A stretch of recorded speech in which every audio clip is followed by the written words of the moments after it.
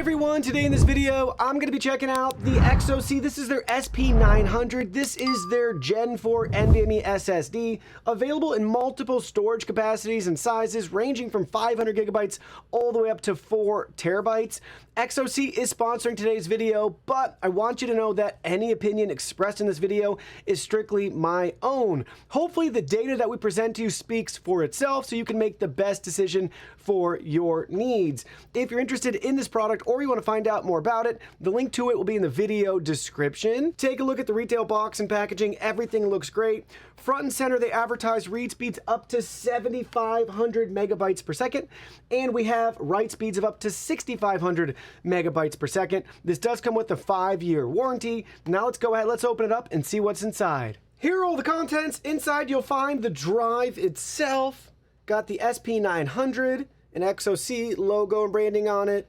We can flip it around to the other side. We have some additional product information there and the serial number and barcode. Get a feel for the size of this compared to my finger right there.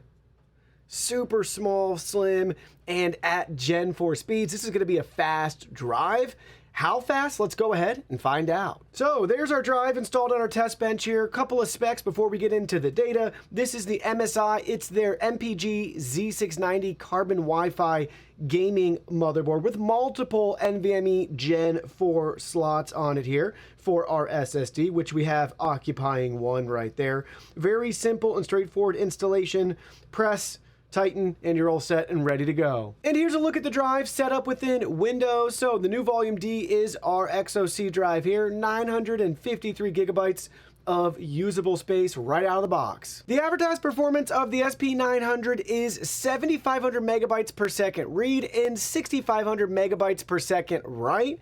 We're going to be comparing this drive to 7 other Gen 4 drives, and their average advertised performance is as follows: 6,957 megabytes per second for read speeds and 6,014 megabytes per second for write speeds. Looking at NovaBench, our drive performed a little bit below average, just by about 200 megabytes per second. In regards to NovaBench write speeds though, we performed around 700 megabytes per second above average. Looking at Crystal Diskmark, we got a score of 7,084 megabytes per second for our read average, and that's going to be about 200 megabytes per second above the typical average Gen 4 drive that we've tested. Same can be said for Crystal Diskmark write speed averages as well, about 200 megabytes per second above your typical drive. Moving right along to AS SSD, you'll see a similar story here as well. We outperform in the read section by about 400 megabytes per second, and things get a lot closer for our write score of 5,136 megabytes per second compared to the average of 5,026 megabytes per second. No surprise here, Blackmagic tells a similar story, so we're about 300 megabytes per second above the average for our read speeds, and we're neck and neck with the average for our write speeds, just slightly above. In regards to cost per gigabyte, on average, you can expect to spend around 8